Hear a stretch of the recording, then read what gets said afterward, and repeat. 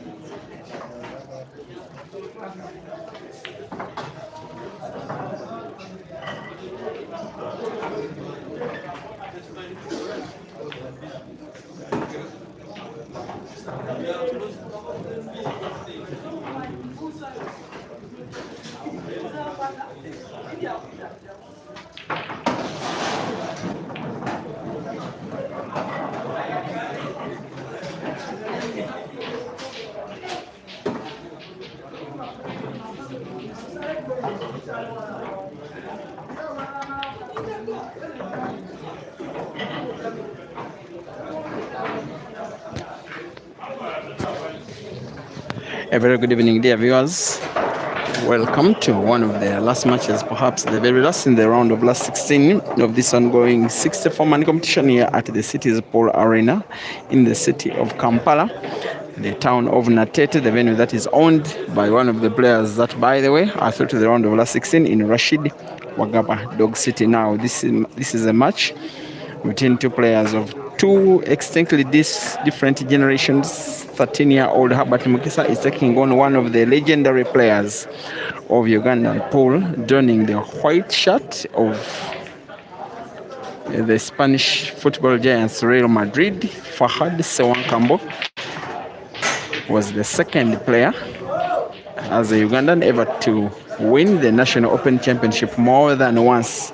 He became national champion at the age of 19 in the year that was 2014 at the MTN Arena in Kampala. That year he defeated William Businger in the final to drive away with a brand new Mark X. And then 3 years later, the year that was 2017, he did something that had only earlier been done by Turije Jonah when Fahad Ssewankambo won the national championship twice.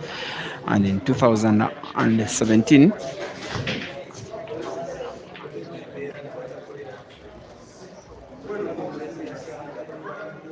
he became, the second player to win the National Open Championship twice, winning a brand new Mark X. He's one of those exemplary players, very disciplined on and off the table. Also one of those legends. I think he has won 3 league titles of the Pool Association of Uganda when he was a player with Samona Pool Club between the years 2013 to 18. He also won the Pool Club's knockout once. He was also one of the Ugandan team in the year 2016, 9 years ago, that won the All Africa Pool Championships team event on home soil in Kampala. Besides that, Fahad Ssewankambo was the first Ugandan male to reach the semi-finals of the All Africa Pool Championships in the singles category in the 2015 All Africa Pool Championships that was held in Lesotho. Only 5 players traveled and he was the best performer of them all. Also, former captain of the Uganda national pool team. He did captain the national pool team for the All Africa Pool Championships that year, 2015. A very young man then. He has also demonstrated how exactly to utilize his victories. In 2014, when he won the National Open Championship, he won a brand new car. There's also a pool table that is given as part of the prizes. He sold the car and bought land, and then stayed with his land. He remained playing pool, and then in 2017 he won the National Open Championship again. He again sold the car and built a house with a house in which he's living with his young and very beautiful family. And I know that his wife Sharifa Chigozi is watching part of the story of the guy that is Fahad Ssewankambo. Also on the record, the youngest Ugandan ever to be a national open champion. Now he does have a pool arena. He also is one of the best pool table technicians we have around. He also assembled all the tables and does provide service to the arena, that is the city pool arena. He's taking on a very, very young man, one of the very best, in terms of the new generation of players. Herbert Mukisa could be very easily the guy that is leading the new breed of players that want to take Ugandan pool by storm. And yes, Herbert now leads by 2 frames to nil with Fahad Ssewankambo wanting to win a first. He's playing yellows. 4 of them they are on table. 1 of them pretty dead. That one that is in between red and black at the top left end of the table. Now with this kind of cue ball, he may want to pot the yellow ball which is at the top left end of the table, white ball off the cushion on the left to play into the dead yellow, perhaps maybe into the black, maybe into the red, with the aim to play the yellow and split it open. He misses the yellow and gets himself in trouble.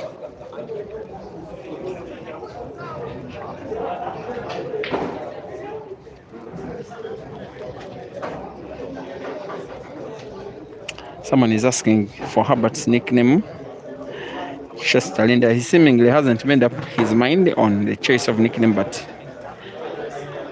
he just calls himself the Great. Friends like calling him Herbert the Great as Fahad's bank shot has been. We'll now want to put the last yellow to the corner pocket, bottom right, with the top spin. Maybe when he plays backspin, cue ball moves leftwards, where the black is portable to the corner pocket, top left, but he has first to be on target. And on target, he is not. There's another match that is happening on Peter Chobe Live YouTube between Farouk and Ibra. In that one, the 2 are drawing 5-all, racing to 7. The winner of this match that you are watching between Fahad and Herbert will be taking on Caesar in the round of last 8, the semi-finals. Rashida Motesi versus Dog City, a match confirmed in the quarter-finals. The winner between Ibra and Farouk will be taking on Kenneth Odong. What a pair of quarter-finals. Then there is another one. Oh yeah, some 3 players are still fighting out for 2 spots to occupy the last quarter-final. Fahad Ssewankambo now wanting to put black to the center pocket, I think by bank to the right of the cushion on the left. I'm not so certain it's portable in a straight shot. Goes for the bank and gets the bank and wins. The frame experience pays off. Fahad 1 and Herbert 2.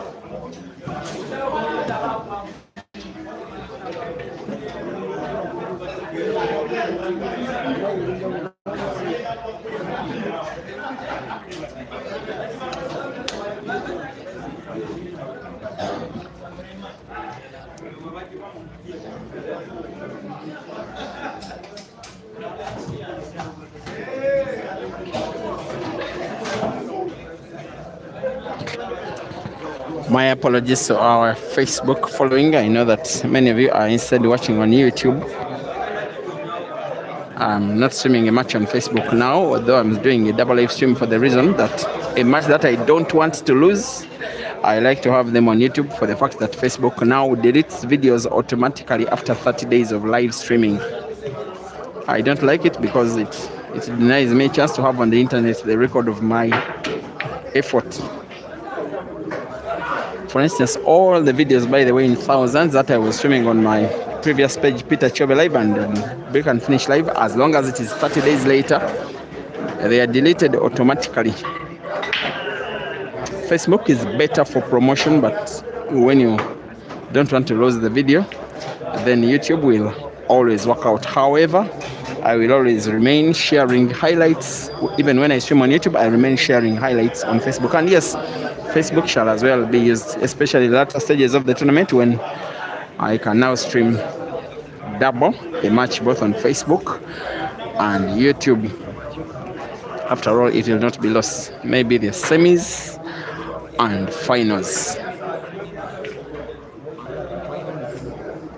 And if you're just joining the stream, legendary Fahad Ssewankambo is down by 2-1 against up and coming rising star of Ugandan and East African and African pool in Herbert Mukisa, who is, by the way, not having a very good day off the table. He has a toothache. He's playing this tournament only on painkillers. Told me that he will be visiting a dentist after the tournament.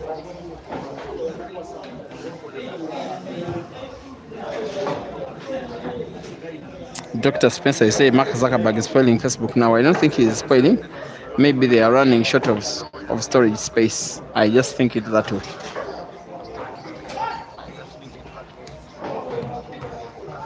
Robert Mugisha, you're asking Ibra's match how it is. In that one, Robert, Farouk Mutumba leads by 6 frames to 5.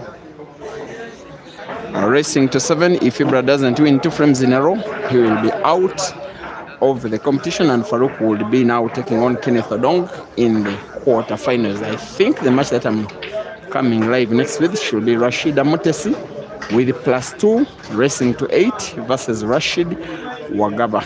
The reminder I'd like to give you is that I remember a race to 5 that I streamed about a year ago, coming to 1 year ago, between Rashid and Dog City. I had starting Rashida with +1, and then she won 5-2, actual score for 1. I'll be watching that one with a very keen interest. Fahad does have a very keen interest in using this ongoing frame as an equalizer. Another match is starting between Robert Tumusime and John Iga. In that one is also in the round of last 16. I've streamed Robert Tumusime only once in this competition. First round I've not yet streamed John, hoping to stream them or whoever qualifies for the quarterfinals. What can Fahad do here? He may want to play the cue ball. Oops, he does play defense. He's one of those very, very technical players. At the age of 17, Fahad, in the year 2013, became the youngest male player to win a tournament of the Pool Association of Uganda, which was the Easter Cup Championship at Capital Pub in Kampala. The following year, 2014, he won the bigger one, the National Open Championship. And the following year was ranked seed number 1 of the country. He now does play with Scrap Buyers Pool Club, but plays only casually, not very, very competitive nowadays. But believe you me, a legend, still not an old man, he's still young. I don't even think he's 30, but already has achieved everything that there is to achieve in Ugandan pool. And the news I want to give you now is that one of the tournament favorites, Ibrahim Sejemba, is out of the competition after being defeated by Farouk Mutumba by 7 frames to 5.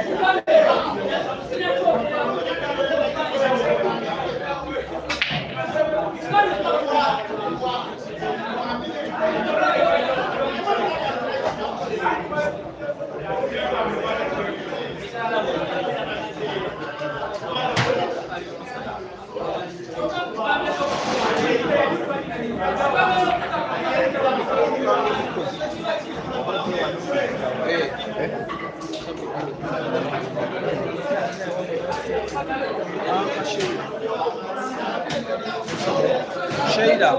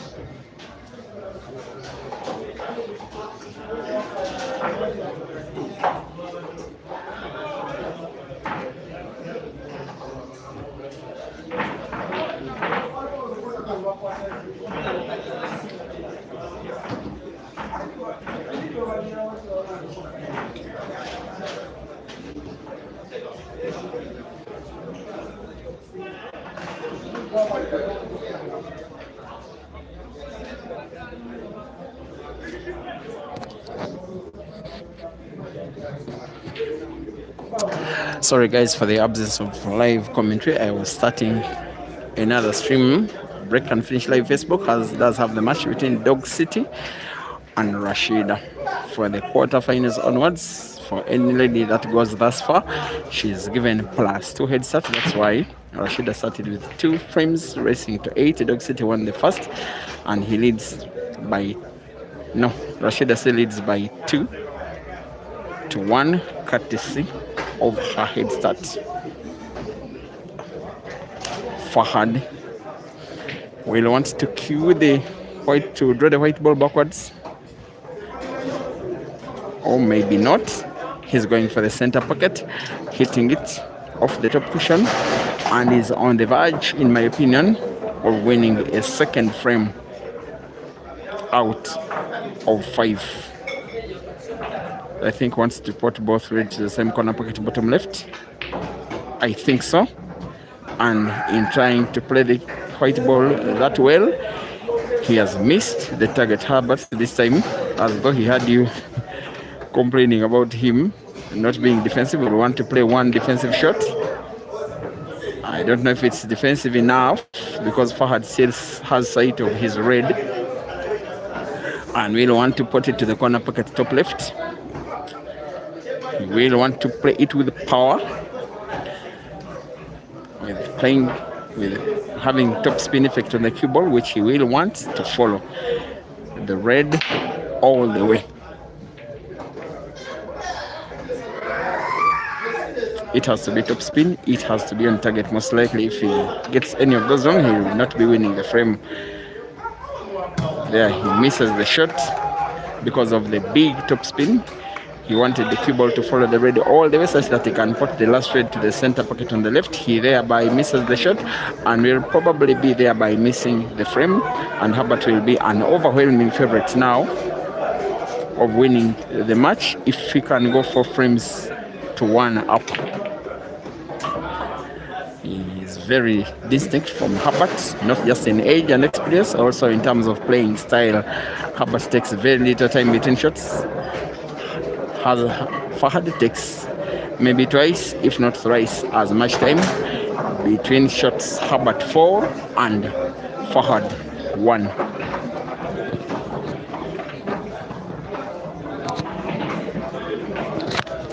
Dog City 1 and Rashida 1 in terms of actual score.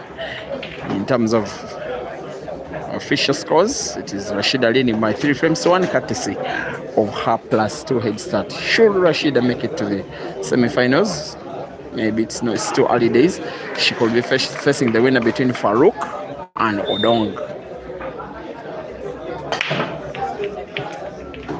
The winner of this match that you are watching will be taking on Caesar in the quarterfinals. Last match happening in the round of last 16 is between Kilama, David, and another player called Kabila.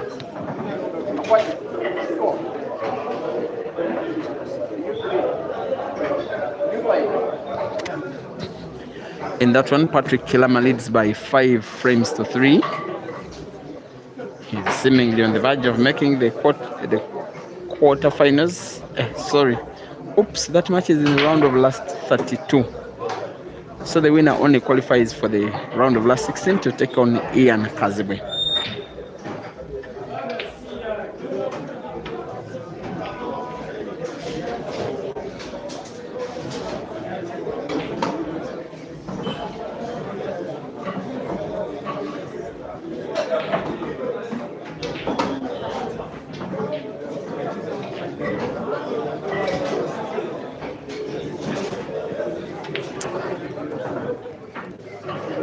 This is Herbert Mukisa making a demonstration to Fahad Ssewankambo about the difference between the generation of Fahad and the generation of Herbert. The generation of Fahad minds caution, taking time between shots, playing the most effective possible shots. The generation of Herbert just goes for the game. He goes for frame number 6 and now leads by 5 frames to 1. There has been a frame won by break and finish by Mutesi Rashida. She now leads against Dog City by 4 frames to 1. Actual score 2 frames to 1.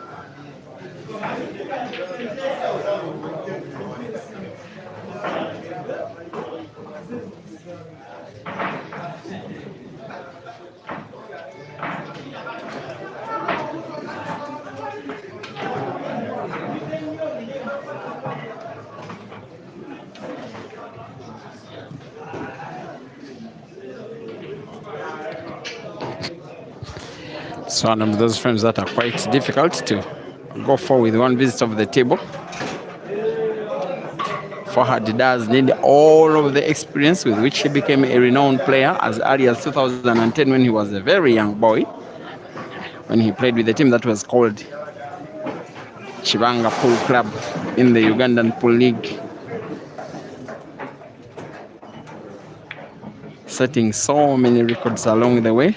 The youngest player to win a tournament of the Pool Association of Uganda, the youngest player to captain the Ugandan national pool team, the youngest player to become Uganda's national champion. All that is what he has to apply for him to try and win 6 frames before Herbert can win 2 more. He's on the verge of winning one of the 6 frames he needs. He will want to put red to the corner pocket top right.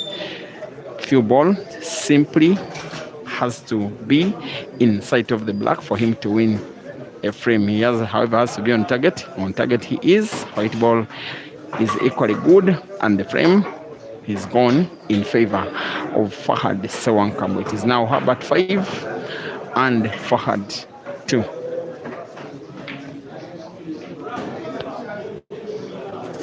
Rashida 4 and Dog City 1.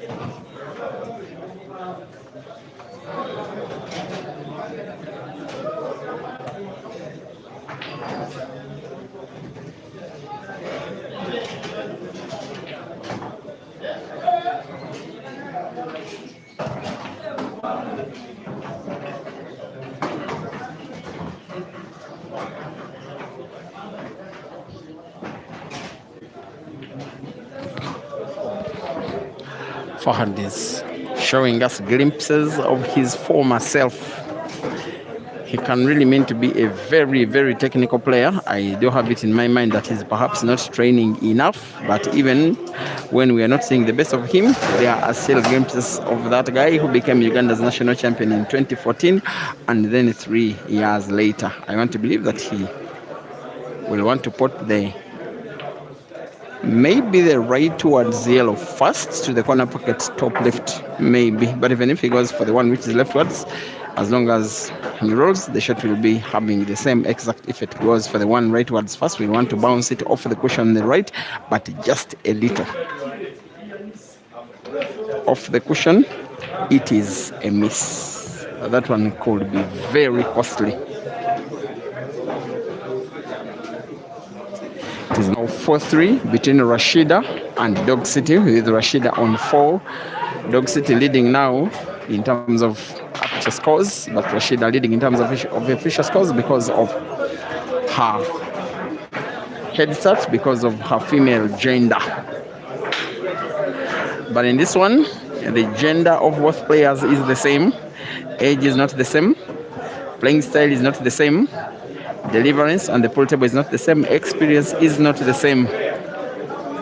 The boy is giving a man a very big headache. Herbert will be putting red to the corner pocket bottom right, black to the center pocket on the left, for him to regain his 4-frame lead.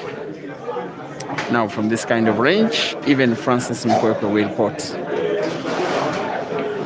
Herbert Mukisa 6, Fahad Ssewankambo 2.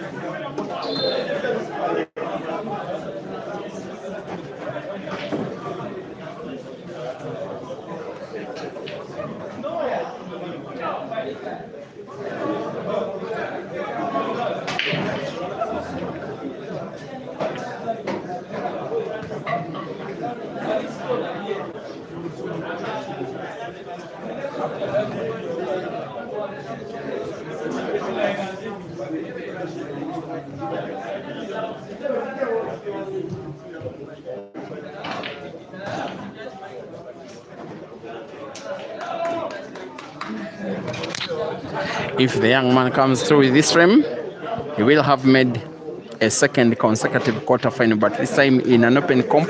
In terms of the open comps, he has made it to the semi-finals only twice. There is a comp that he was third. I think it's just around 3 weeks ago, the comp that was won by Caesar defeating Ian on a Sunday evening in the final. Herbert Mukisa was defeated by Caesar in the semi-finals and then came third. There is another comp that was played in Mbarara, 32 players for 2 days. The cream players, he lost out in the semi-finals to the eventual winner Hazard by 9 frames to 8. He has won a few comps, but those that don't involve participation of Uganda's national team players. And then he will be taking on his idol Caesar just in case he wins one more frame. But he is not yet a winner, and he's taking on a guy that started playing pool just around the time that Herbert was born. And I'm not saying just Fahad starting playing pool when the time when Herbert was born. Fahad started playing pool at a competitive level in the pool league the year Herbert was born. There's a big discrepancy between the two players, but the younger of the two is having a big discrepancy in his favor in terms of the frames won in the match so far. Fahad is now tempting Herbert to play the only yellow he has sight of on the table. Portable to the center pocket on the right.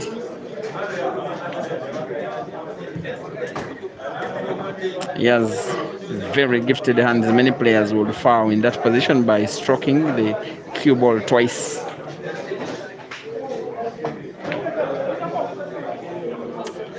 He eventually misses the ball. Maybe he will still have a chance to play because Fahad has one of his reds dead. The one that is close to black and yellow near the center pocket on the right.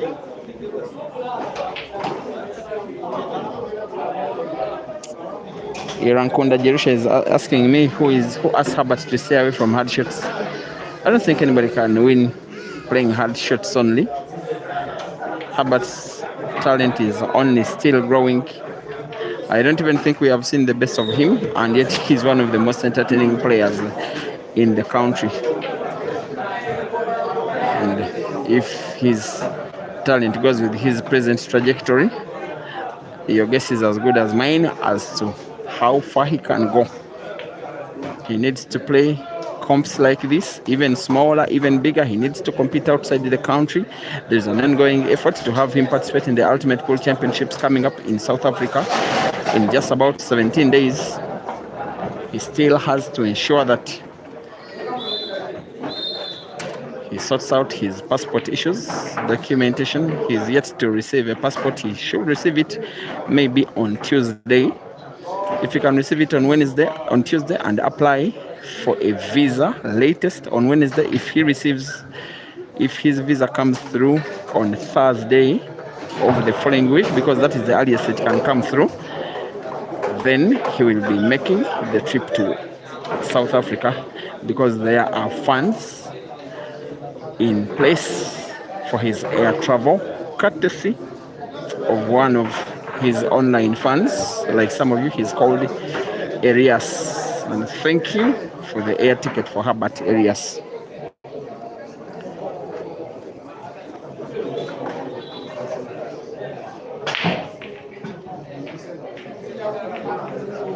Fahad is deciding to play patience maybe one more time.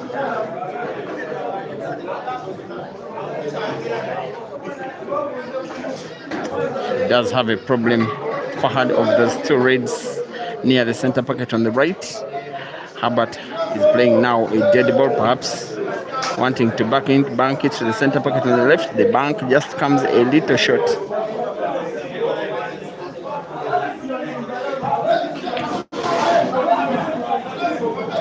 Also in the meantime, Dog City 4 and Rashida 4. Will Herbert play the cue ball into the dead reds? Maybe it's what he's trying to do. Not really. The shot lacked a little bit of spin. He had to hit a very small part of it, almost missing it, such that once it was played, it moves as rightwards as possible. But I can now say officially that Fahad is in trouble, and in trouble with the capital T. It was always going to be difficult to bank, but he gets in a ball. Somehow, he needs a shot as good as that. He also needs to be luckier than that. I don't even know what it may be. Fixed red in between cushion and yellow goes for the bank. He almost got it into the center pocket, but almost will not be enough. He may have played the last of himself in this competition. Maybe Fahad will be counting on the position of the black because it isn't favorable for Herbert to put in a simple roll. This position gives Herbert a chance to draw the cue backwards, play the cue ball, play the cue ball into the black and split it open. It's what he wants to do. It's what he does, but I'm not so sure that the black will be open enough for him. It's in space. He needs the cue ball maybe even better off two cushions. Maybe it didn't move enough, but he has a chance to win the frame if he can bank the black to the center pocket on the left. I'm not so certain if there is clear passage of that black ball. There seems to be a red. He's trying to contemplate if the movement of the black ball is intercepted by the reds. The red, if it does, it will probably not be on target. Another player could be going for a snooker. Herbert is not another player. He misses the black, and the frame will most likely than not now be won by Fahad. Going for top spin. Cue ball has to be bounced off the bottom cushion and back into the space. We want to put black to the center pocket on the left. Just like that, the rest is a formality.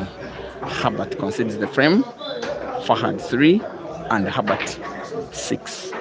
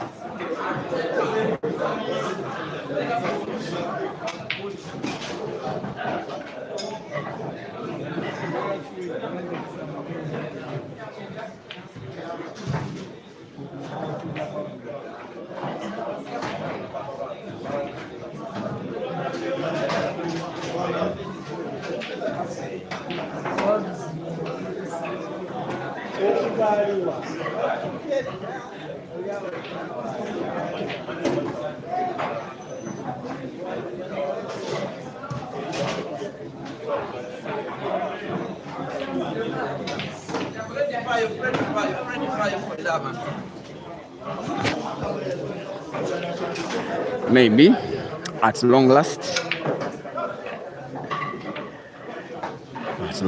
there is a snooker. Maybe we are not yet done with this match. We are not yet done with Fahad versus Herbert. He will want to play mass shot, curve the cue ball around the yellows to find the red. It is a foul, but a very beautiful foul. Looking at the cue ball spinning on its axis was a beauty. It won't matter It's now a frame that is heavily poised in favor of the legendary Fahad.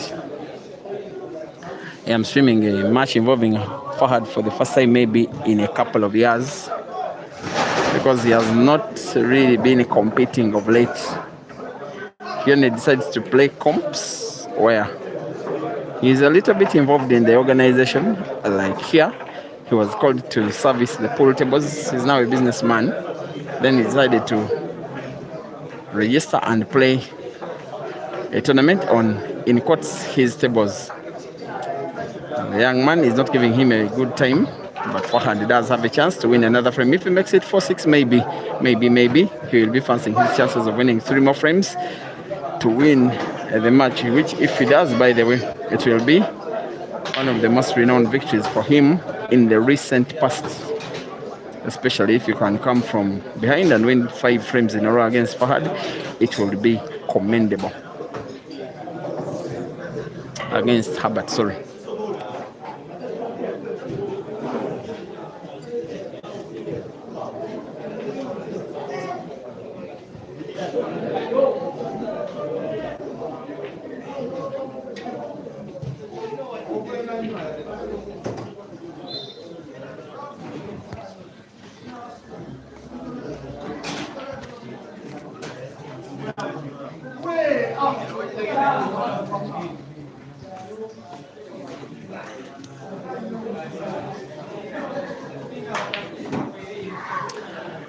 That is the class of Uganda's second 2-time national champion. By the way, the other 2 players to have won the National Open Championship more than once do have Fahad in between them. The very first was Jonah Turije, then the very last was Bwanika Mansour. There are other players who have won the National Open, but only once.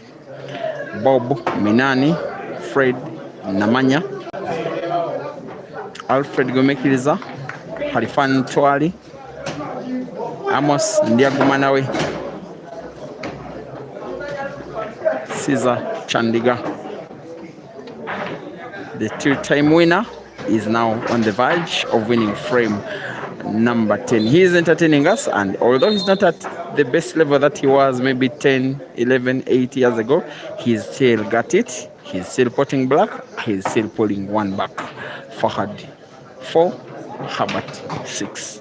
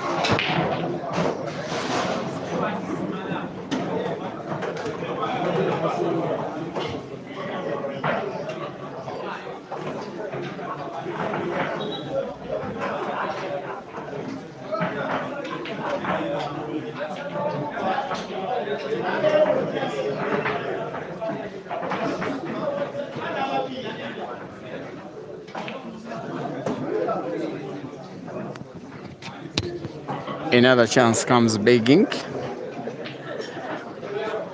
and I believe that this ongoing frame does provide the best chance for Herbert to take Fahad out of the tournament once and for all. I do love this young man's skill. I'll be repeating the statement that I normally do, referring to him. You cannot be this young and that good. His aim is not to have himself snookered. Of course, he will be potting the yellow ball he's looking at. He will need sight of the last yellow. I think he has played maturely. No need of being so fancy and elaborative. He simply needed sight on target and off Fahad's red. He needs a shot of the same kind. This time round to the diagonal corner pocket, bottom right, for him to take down the 2-time national champion. Again, it is a miss. If he loses this match, he will look at the last two frames he has lost, and then maybe this ongoing one, and then we'll be wondering what it really might have been. Another chance for us to see the might, the experience, the technique, the caliber, the psychological advantage of legendary Fahad.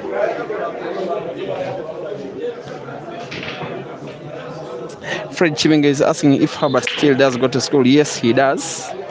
But the third term in Uganda has been on only for 2 weeks. He's supposed to have been in school for 10 days, but he has managed only 2 because he was involved in documentation for himself for his passport, and he was needed to be present in person for many days, especially for a player who is a minor and with parents not easily accessible when needed. And he will also miss a day or 2 more involving in the visa process if he receives the passport tomorrow or Tuesday. Definitely tomorrow he's not going to school. He's having a toothache, plus the need to pick his passport if it comes through and then apply for visa.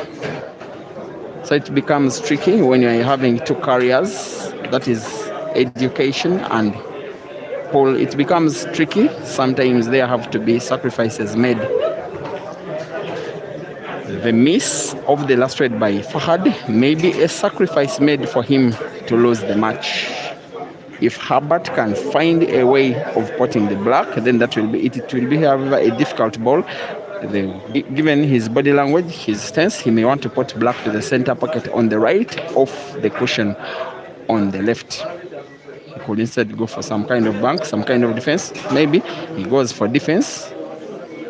One of those few times that he plays defense. I'm not so certain how defensive the shot will be. Maybe he thought that, let me just not pot black and make it difficult for Fahad to make a ball.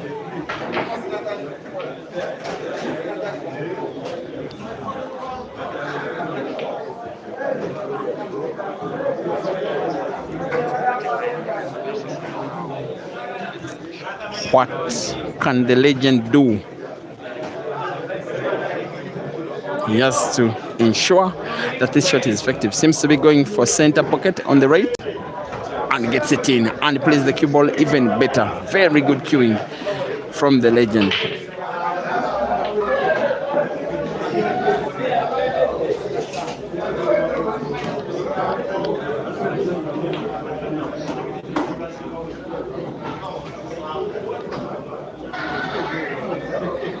(6-4) Dog City leading against Rashida. Actual score 6-2. Dog City must ensure that he wins 1 before Rashida wins 3.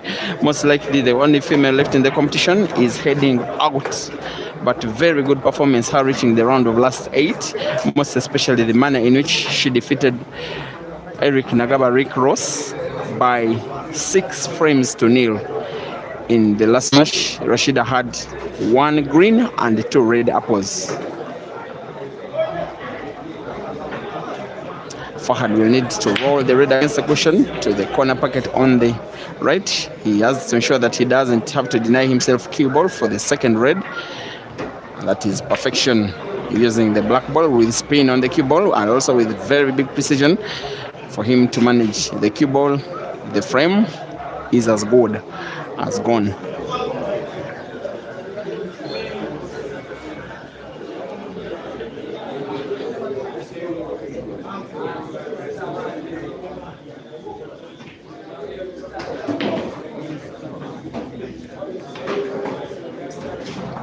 Look at this skill.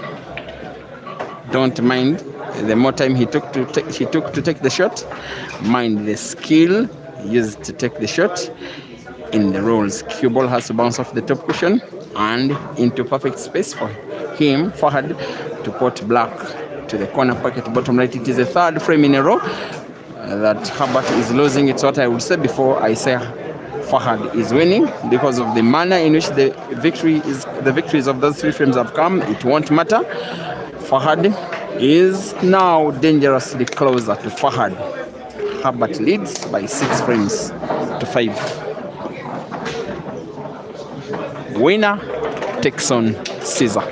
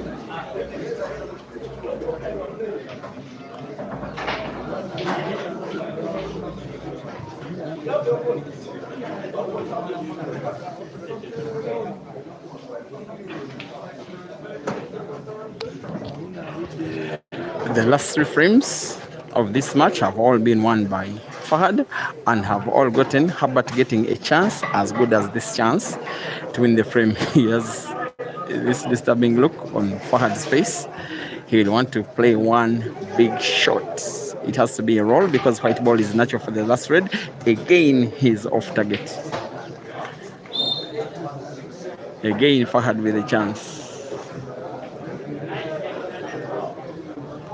Again, I think Fahad is favorite to win this frame, and the way things are, I am starting to think that he's becoming a new favorite to steal the victory away from Herbert, which if he does win, if he does lose, Herbert will be one of the most painful defeats in his recent past.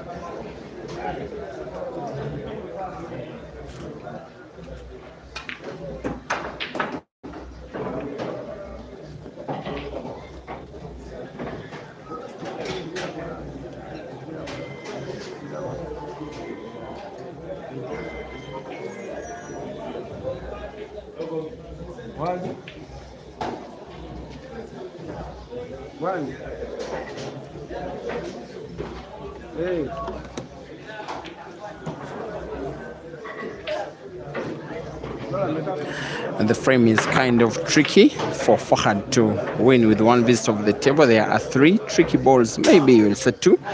The 2 balls close to the cushion on the right, near the center and the top end of the table. Maybe he needs something of a defense. Maybe now the yellow ball, which is in the middle of the table, he could roll it to the corner pocket bottom left where there are the 2 reds, most especially with effect not to pot it. It will be effective defensive shooting. Yes, he can win the frame with a visit, but if he decides to go for it once, it is more risky than effective. That is only my opinion.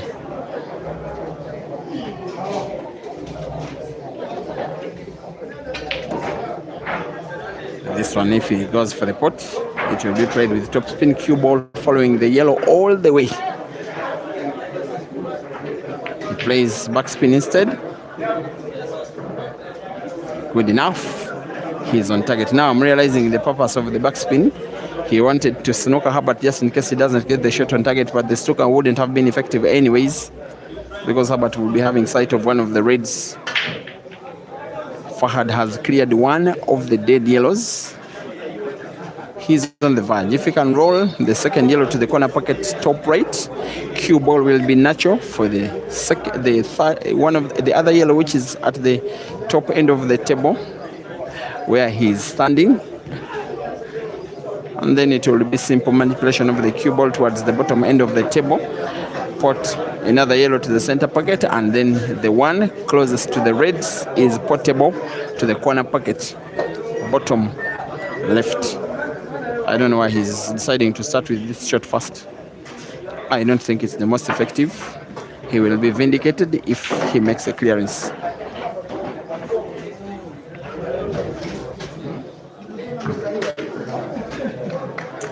This is pretty possible, but quite tricky. He wants to put both yellows to the same corner pocket.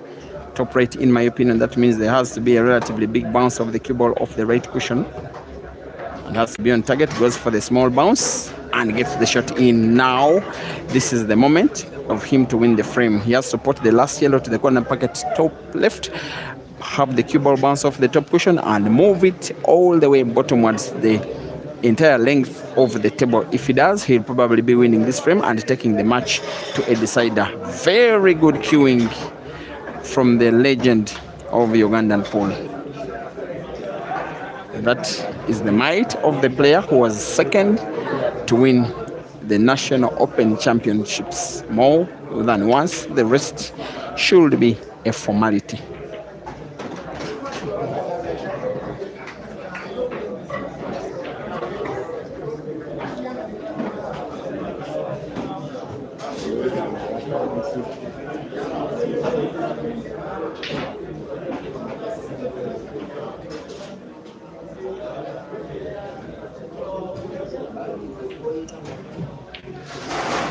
Fahad 6 and Herbert 6. We have a decider.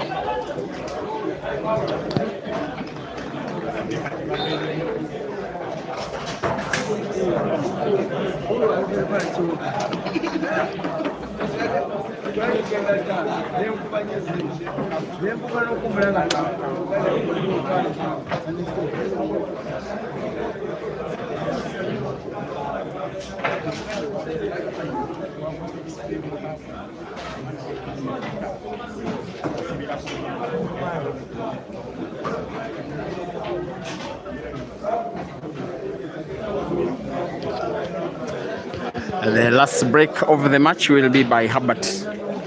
Given how he's playing, you wouldn't trust now, even though he got a chance, which was outright. He's just not been utilizing them and has lost 4 frames in a row in pretty much the same way. I think he will want to close the table by playing.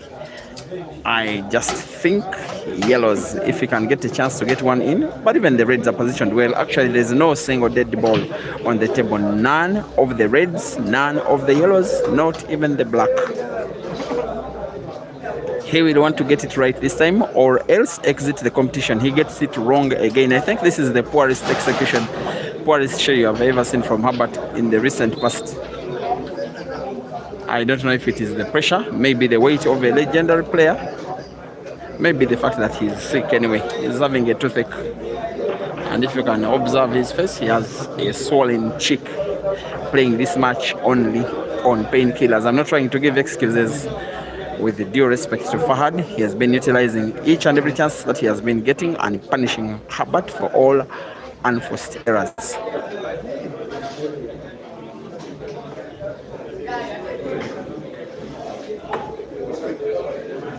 (6-5) between Rashida and Dog City, with the lady pulling one back. That match is live on Break and Finish Live Facebook.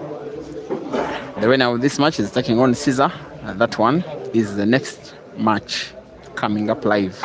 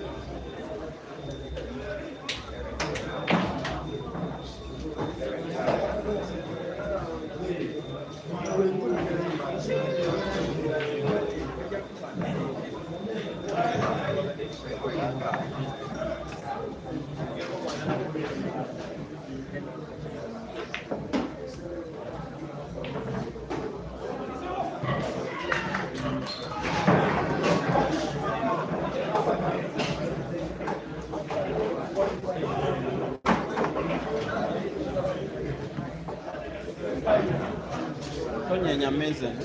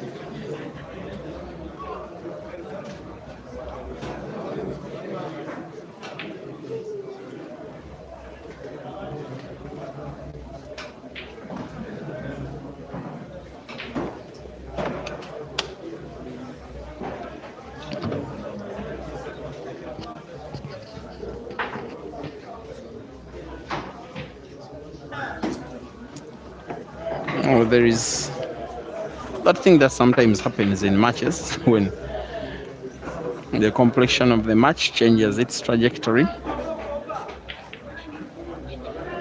Herbert was a distant better player for the first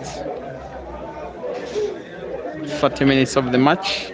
And then Fahad was a distant best for the second 40 minutes, as he has won. I think it has been 4 frames in a row. But all that can only be made to count if he wins this one. It is 6-6. All 12 frames that have been played so far in this match will count for nothing. All that will matter is who of these players will be winning this ongoing frame, because it is a decider. And now there is a seeming likelihood that it could be Herbert Mukisa, who does have the whole of 4 yellows on the table, all of them positioned well. Maybe the little bit of problem will be the yellow ball, which is at the top end of the table, which I think he will be playing last. This one has to be a simple roll, and as he puts, the position of play for the cue ball is to have it bounce off the bottom cushion and move it the whole length of the table to get a good white for the last yellow, portable to the corner pocket top right. He has to be careful with his t-shirt. He gets to pot, and I think has played the cue ball well and not close to the cushion.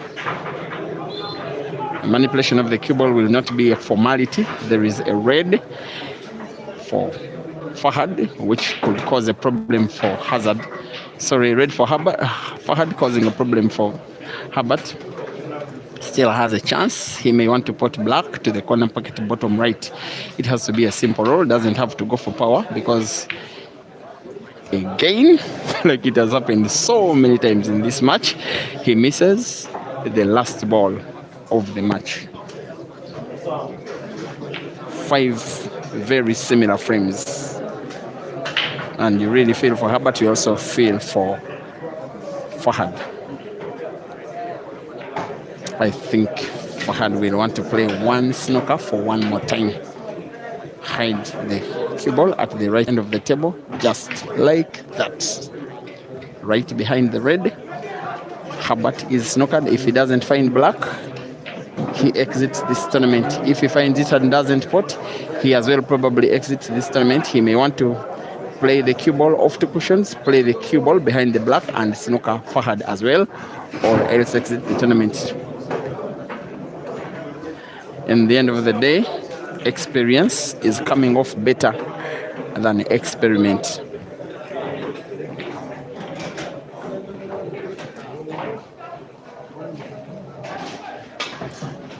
It is a miss, it is a foul. I think it is a frame won by Fahad.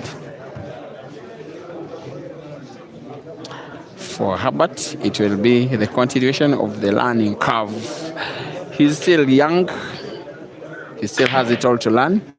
No shade of a doubt in the amount of talent in his hands and in his mind, but the things that are lacking in this game are being brought to the play all in a go in this one match.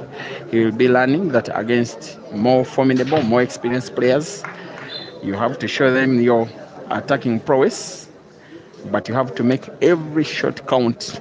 I was once told by Fahad Ssewankambo so many years ago. He told me something that I read, as if you are measuring